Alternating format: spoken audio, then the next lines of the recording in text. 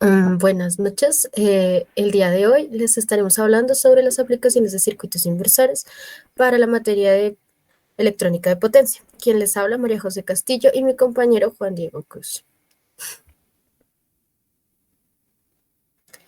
Entonces, como tal, esta presentación se va a dividir en la explicación de dos circuitos con implementación como tal, que sería como tal el primer circuito, un inversor de puente completo monofásico. La idea es aclarar cuál es el comportamiento base del mismo y las partes específicas que lo componen. Mientras que el segundo circuito sería un inversor puente completo trifásico. Igualmente se explicará el comportamiento base y sus partes específicas. Bien, en este primer circuito es la aplicación de un inversor monofásico, puente completo, como lo dijo mi compañera, en el cual el circuito principal es lo que está subrayado en el cuadro azul.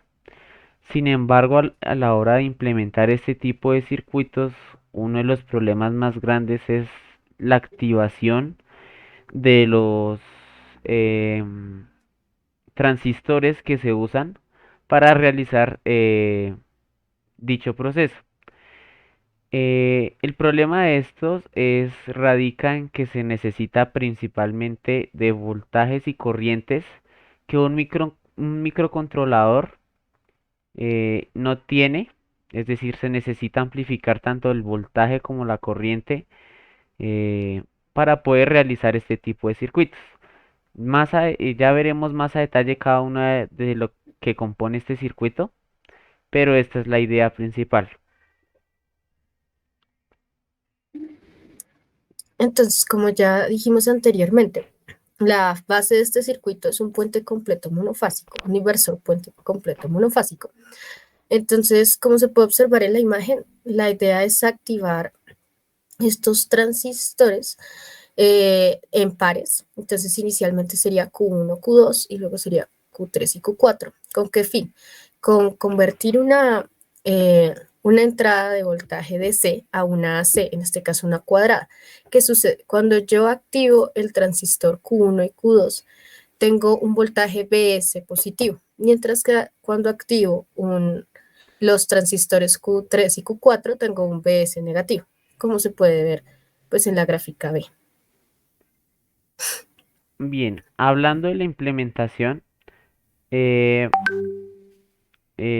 si se pueden dar cuenta en el circuito que sale, digamos, en los libros, tienen estos diodos de marcha libre. Estos diodos de marcha libre se utilizan debido a que normalmente la carga que se utiliza en estos circuitos presentan eh, inductancia, como lo pueden ser motores.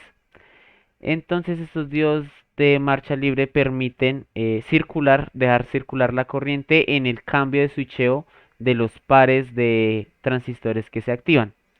Sin embargo, en nuestra aplicación eh, se puede dar cuenta que uno son transistores MOSFET, no transistores BJT, y dos que no se encuentran aquí estos diodos de marcha libre. Lo que se hace en este circuito de aplicación es usar un transformador de tal manera que se pueda aislar el circuito de, mm, de potencia con la carga. Entonces, pues la corriente debida al motor que tiene inductancia va a circular en la misma carga.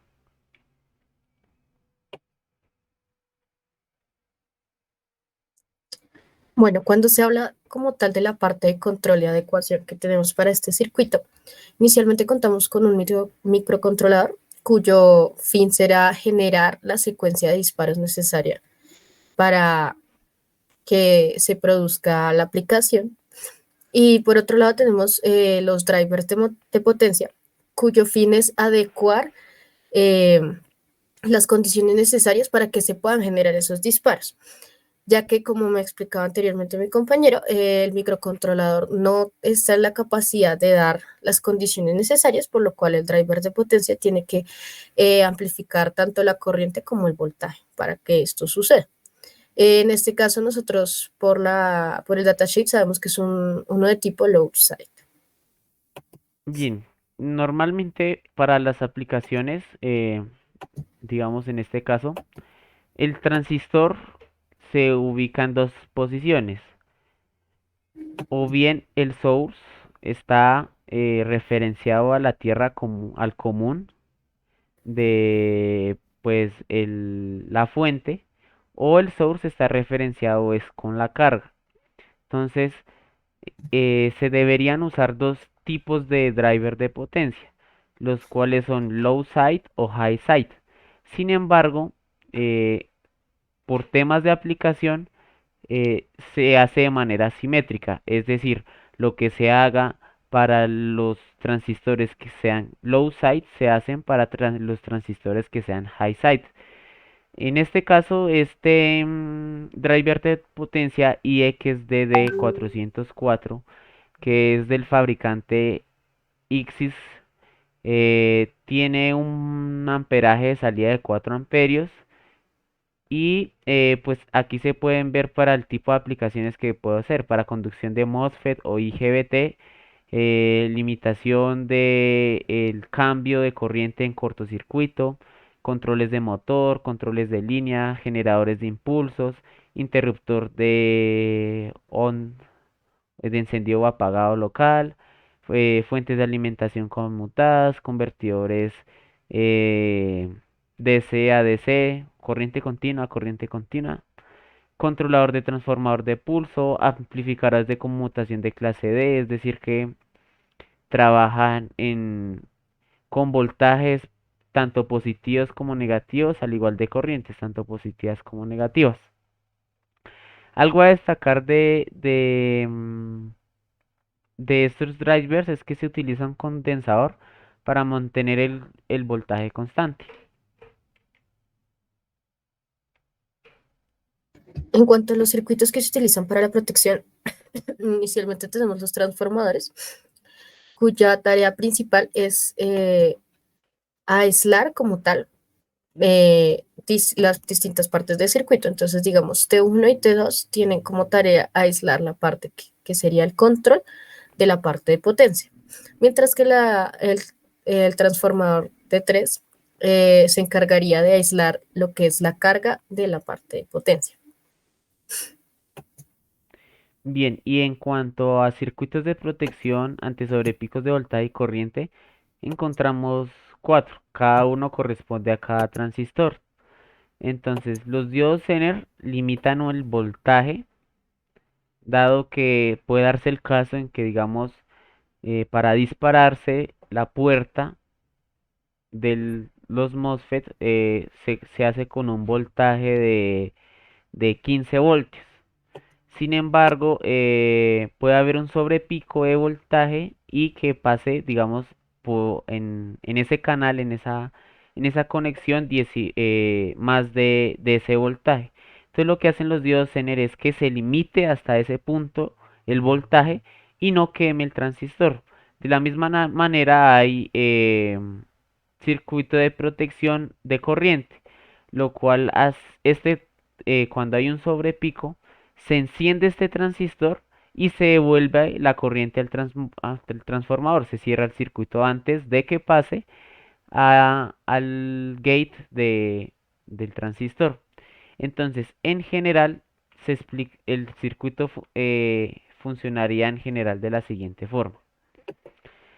Tenemos cuatro pulsos de disparos para cada uno de los transistores.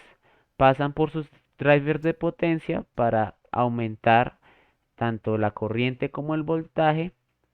Se aísla la parte de control con la parte de potencia a través de los transformadores T1 y T2. Entonces, cuando en 7 tenemos un voltaje positivo, pasa directamente. Tengamos en cuenta que en un transformador el punto indica la polaridad, entonces pasa con la misma polaridad, activa M1 y ¿dónde está? Aquí, lo mismo aquí, pasa un voltaje positivo lo que permite activar y entrar en conducción. Aquí está. Pasa el disparo, pasa al transformador, sigue este cable, lo cual permite activar el transistor M3, lo que permite la conducción en un sentido, y en ese mismo momento también permite el bloqueo en M2 y M4 para que solo haya conducción en la rama de M1 y M3. El caso contrario, cuando hayan voltajes negativos, pues el diodo aquí queda en inversa, al igual que acá. Entonces se permite conducir M2 y M4 y M1 y M3 quedan bloqueados. Prácticamente estamos viendo esta salida. Entonces cuando yo dije que M1 y M3 es la analogía con Q1 y Q2, permitiendo que el voltaje de salida o el voltaje que se refleja en la carga va a ser el mismo voltaje de la fuente, y cuando se activa Q3 y Q4, que en el circuito de aplicación vendría a ser M2 y M4, veríamos en la salida o en la carga el voltaje de la fuente pero negativo.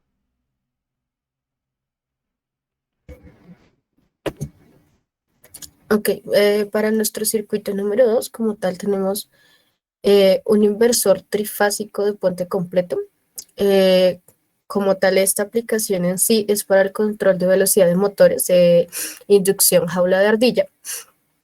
Y como tal, lo que vemos en el primer recuadro sería toda la parte pues, del control que más adelante explicaremos.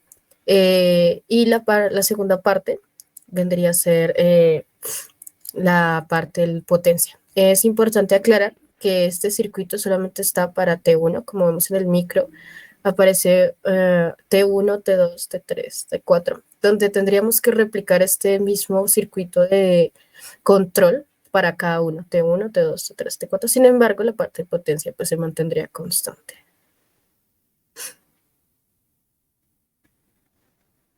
Entonces, lo primero que podemos ver en el circuito anterior es un rectificador de onda completa trifásico, cuyo fin es pasar de un voltaje AC a un voltaje DC. Entonces, podemos ver cómo se comporta como tal en la gráfica siguiente, que es con el control de los diodos, digamos, cuando está T5 y el diodo 5 y el diodo 6 activo, pues que pase el voltaje, luego cuando está el 6 y el 1, y así sucesivamente con cada uno. Específicamente en nuestro circuito, nosotros poseemos un condensador con el fin de disminuir el voltaje de rizo para que el voltaje de salida sea lo más constante posible, que sería lo que nos entraría a a la siguiente parte del inversor. Bien, como mi compañera dijo, pues se coge la red, la señal AC se vuelve DC y se vuelve a pasar a DC. Eso lo permite esta segunda parte, que es un, un inversor trifásico, puente completo, en el cual desde el microcontrolador yo envío una secuencia de pulsos en cada base de cada uno de estos transistores, de tal manera que produzca estos voltajes de salida de fase, o como se ve aquí en esta gráfica, voltajes de línea.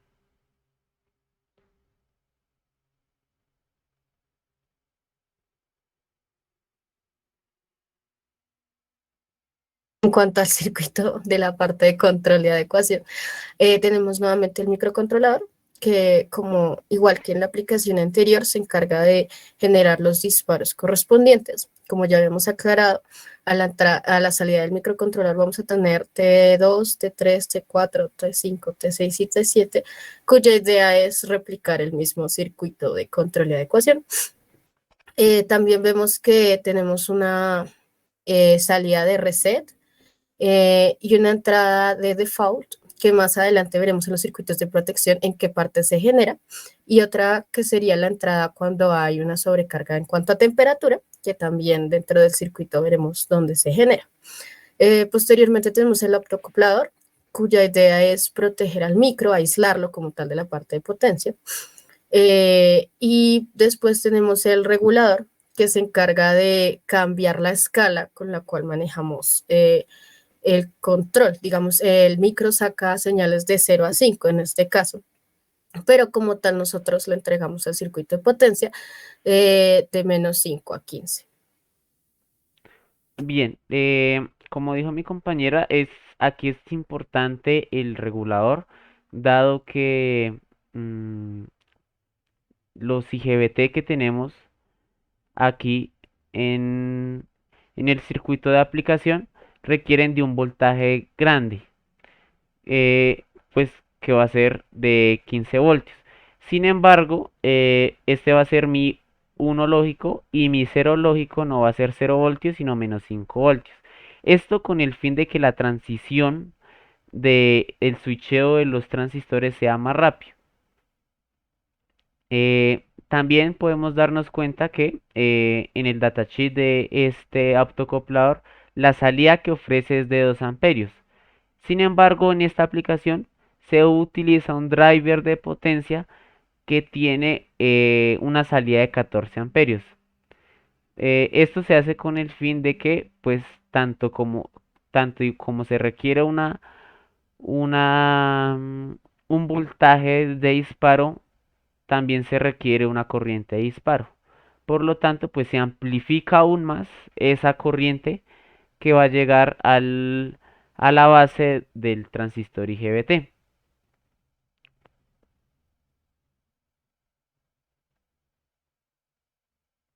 En cuanto a los circuitos de protección, tenemos inicialmente el circuito de protección ante altas temperaturas. Como tal consta de un comparador y de un sensor, un breaker como tal de temperatura, que lo que va a hacer es, en caso de haber una altas temperaturas, va a enviarle una señal al micro para que se suspenda el, la función como tal. Y por el otro lado está un circuito de protección ante sobrepicos de voltaje, en el cual se coloca una resistencia en paralelo a esto, sí, al pin 23 y 24. De aquí se filtra, esto es un filtro activo, pasa a un comparador, se compara con un voltaje de referencia y dado el caso en donde este voltaje sea superior al de referencia, se envía una señal de falla para desactivar el sistema.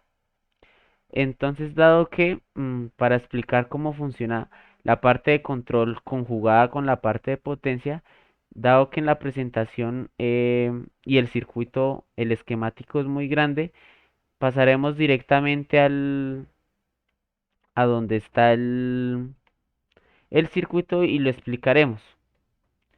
Bien, entonces, se envía el disparo a través del microcontrolador, pasa por la parte del optocoplador para aislar al microcontrolador. De aquí se amplifica la escala y pasa a cada uno de los transistores para realizar